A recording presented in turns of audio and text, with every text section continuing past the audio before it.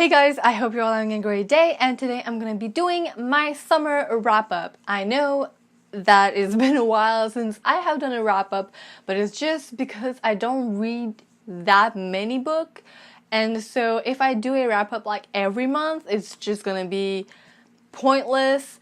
There's going to be like 1 or 2 books to see, and it's not really effective. So I'm going to probably do one each season. It's going to be more of a wrap-up. Yes. So all the books I have read start from the beginning of June until, well, today, right now. So firstly, in June, I finally picked up the first book in the Harry Potter series, Harry Potter and the Philosopher's Stone. It's been so long since I've been meaning to read this series, not just this book, but this series in general, and it's finally happening, so it's a good start. Yeah.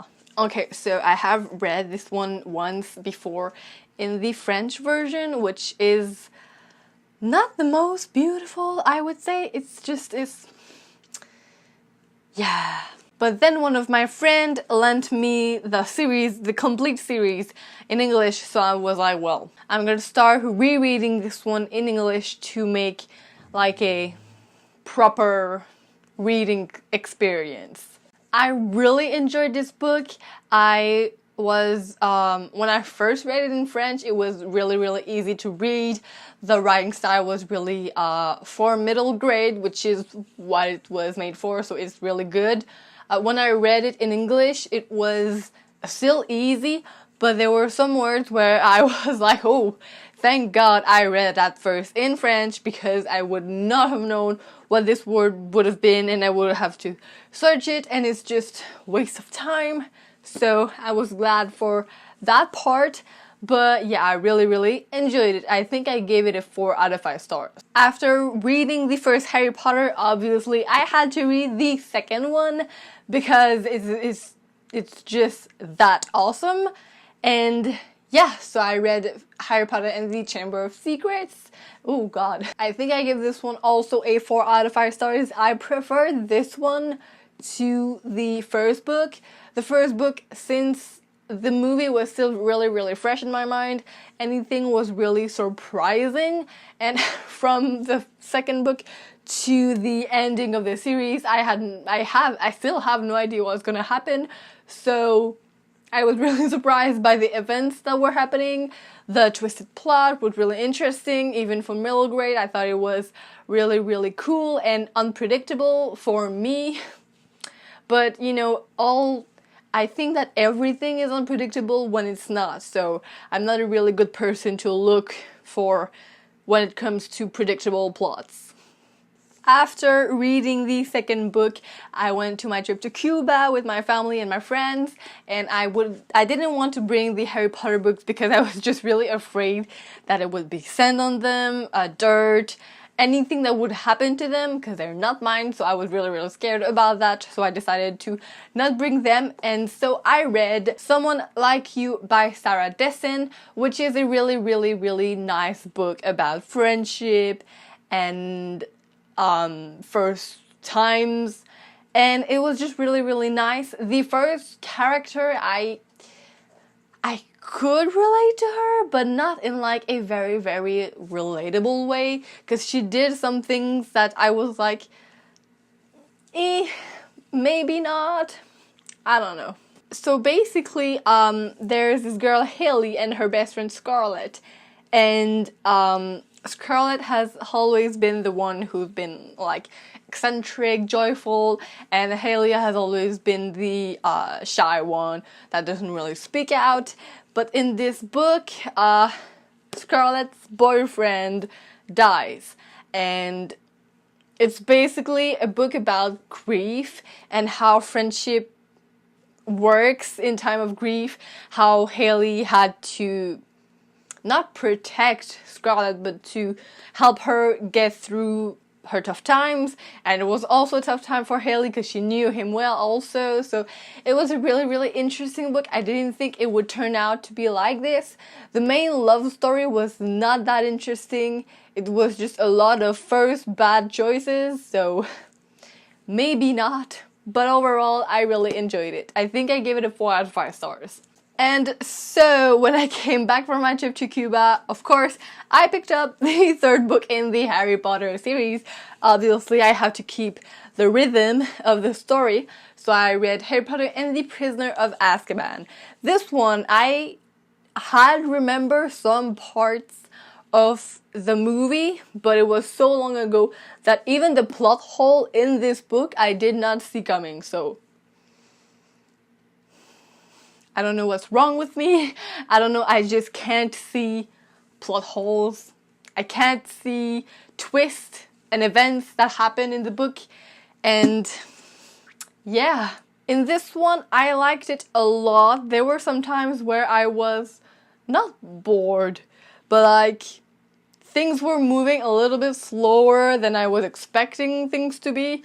So it was a bit a slower time for me, but overall, I really, really enjoyed it. I loved it to pieces, and the writing style is also really, really nice because when I read this book, I was really not like relaxing because the story and the world building is incredible, but the way it was written, it wasn't too difficult for me to read in English, so it was really, really nice to have that kind of let down and like enjoy the read, even if it's not in French. After that, I had to take a stop and relax from Harry Potter because I didn't want Harry Potter to be overwhelming and me not liking it because I read too much too fast. So I decided to put it down and I read Glass Sword by Victoria Aveyard. This is the second book in the Red Queen series. Yes, it's a series. I really, really enjoyed this book. It kind of made me think about the Aeon duology, mainly in the second book, Aeona, because the two main protagonists have powers that are very, very strong and that they can't really control yet, and that they have a lot of difficulty to adapt to their power. And there is like a dark side to their power that attracts them a lot, and it's not supposed to attract them because it's the bad side, it's the dark side, but they both are attracted to that side of themselves. So it was really interesting to see that in this one. It's a bit similar to Aeona, not the same at all, but in the way that they were just both describing how they felt about the power. It's powerful. Yeah. I enjoyed this one a little bit less than the first one, but the ending of this one is heartbreaking. I cannot believe it ended like that. I really want to read the third one, and I just learned when I finished this one, I was ready to pick up the third one and realized that it was only available in hardback, and I was like, wait, what? And I don't want to buy it in a hardback because I have this one and the first one, which is right there, in paperback. I have both of them in paperback. I want to have my series in paperback, and anyways, hardback is way too expensive, so I don't really know what to do. I'm gonna have to wait like a full year. I guess I'm gonna have to do that. After that, I read a graphic novel called Brindille, which is in French. Obviously, with the title, you can tell that it's not an English title. It was made by Frederic Bremo and Federico Bertolucci. This is mainly a story about this. It's kind of a fae, but she doesn't have wings, but she has like those little sparkles. Wait, I'm gonna show you the sparkles because they're with her everywhere she goes. Do you see the little sparkles here? So she always has the sparkles above her head, and we don't really know why. The story starts with her escaping from a fire, and she's recovered by things which we don't really know what they are. It's just like these little creatures which you don't really know what they are, but I don't know, but they save her and she has to escape. And anyways, I'm not gonna tell you the whole story, but her identity is really unspoken, and we don't really know who she is. So I don't know if she's a fae or not, but this is really good. And I've shown you a lot of pictures. The imagery is so beautiful. I love it so much. It's amazing. I personally bought that graphic novel just because of the imagery. I bought it and I didn't know what it was about, and I didn't care. After reading all these books, I realized that my Percy Jackson series was still incomplete, and I didn't know why. I read these books like in April, and I read them like one to four in like weeks, and it was really easy for me to read them. And then I stopped at 4 and I don't know why. So I finally picked up and finished the Percy Jackson series, Percy Jackson and the Olympians, The Last Olympian. And it was magical. I enjoyed the ending so much. I loved it to pieces. I was so happy about the ending. I didn't expect it to go that way, but it was a great ending. I honestly, in the beginning, I really thought he would die. But then I told myself, he's a narrator, so he can't die, because if he dies, the story stops writing itself. So it didn't really make sense, but everyone knows the ending. But I really enjoyed it. I loved that everyone was taking place in the battle. Everyone was helping everyone in general. And even the gods at some point decided to help. I did not expect that because they are selfish. Please don't hurt me. I really loved it. It was a really great ending to the series. And finally, I just finished it a few days ago. It is Autour d'elle by Sophie Bienvenue, which is a French book.